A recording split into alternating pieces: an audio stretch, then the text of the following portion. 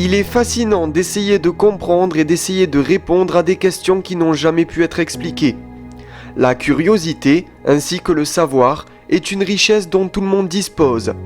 Il suffit simplement de s'en servir à bon escient pour trouver parfois la réponse à ces grandes questions.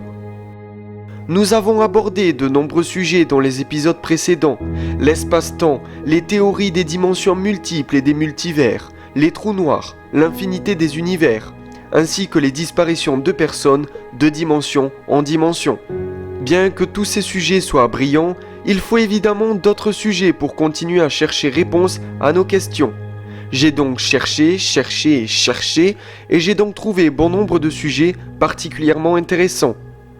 Il ne s'agit pas là de simples recherches internet, mais de véritables dossiers ainsi que de dires. Et si toutes les personnes qui affirmaient venir d'autres dimensions ne mentaient pas? Comme aurait dit Einstein, la connaissance s'acquiert par l'expérience, tout le reste n'est que de l'information.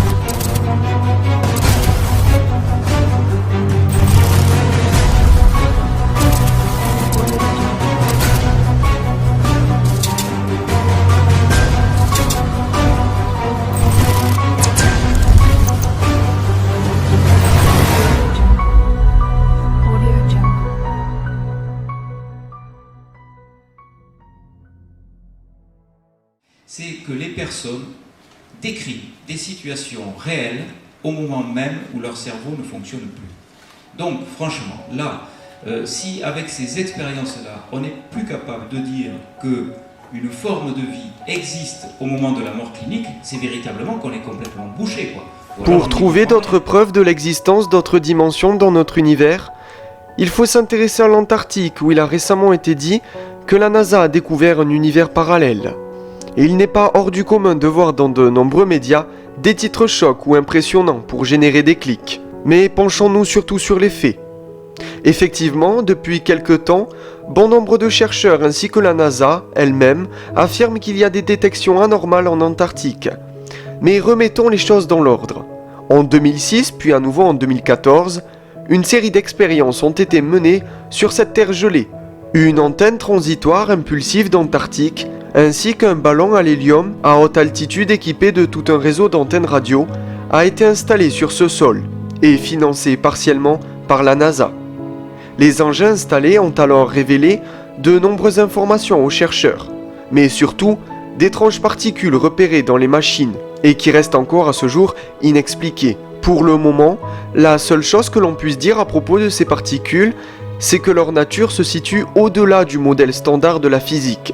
Autrement dit, nous ne sommes pas encore assez évolués et assez avancés en matière de technologie pour décrypter ce phénomène. En plus de ne pas pouvoir décrypter ce phénomène, les chercheurs ont pu observer, grâce aux dispositifs mis en place en Antarctique, que ces particules avaient des niveaux d'énergie particulièrement élevés. Tout ça pour vous dire que nous sommes encore très peu évolués en matière de technologie et de science pour pouvoir comprendre certains phénomènes qui pourraient pourtant prouver l'existence de ces autres dimensions.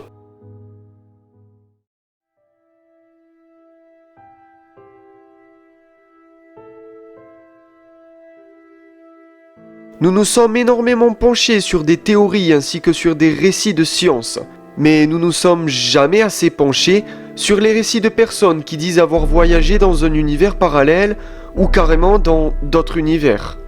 Par exemple, 4 jeunes filles en voiture sur une route de désert ont pris un mauvais virage et ont dû avoir un accident. Cependant, elles ne l'ont pas vu, car après avoir pris ce virage, elles sont atterries dans leur voiture dans un autre environnement, avec des champs de céréales, un lac, mais également un grand bâtiment illuminé orné de gribouillis illisibles.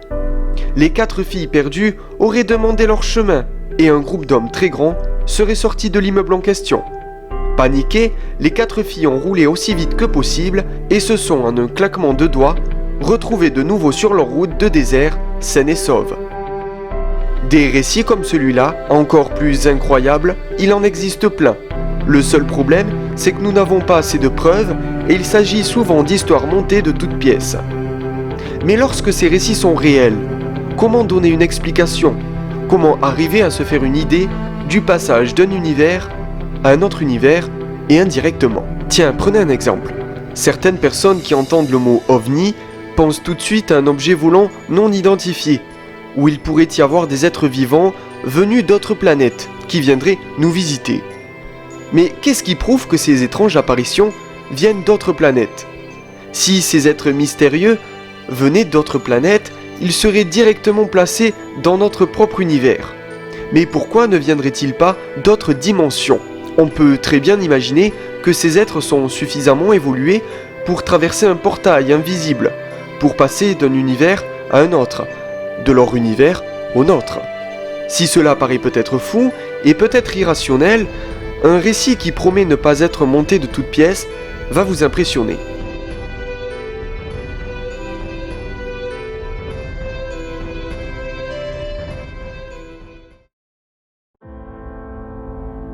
Le château de Versailles, situé dans le département des Yvelines dans la région Île-de-France, regroupe bien des secrets, mais un événement va définitivement marquer la réputation des lieux.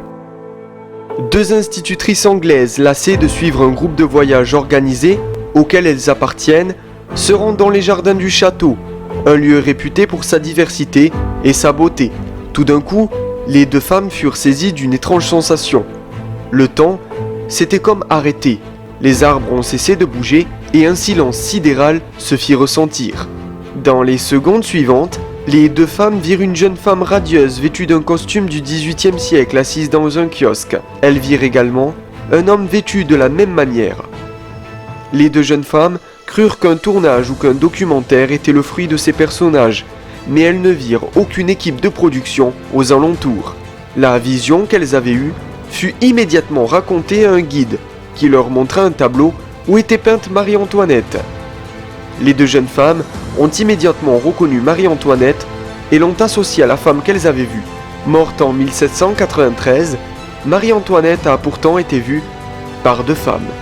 Peut-on passer d'un univers à un autre? Existe-t-il des failles spatio-temporelles? Est-on vraiment entouré de plein d'autres univers?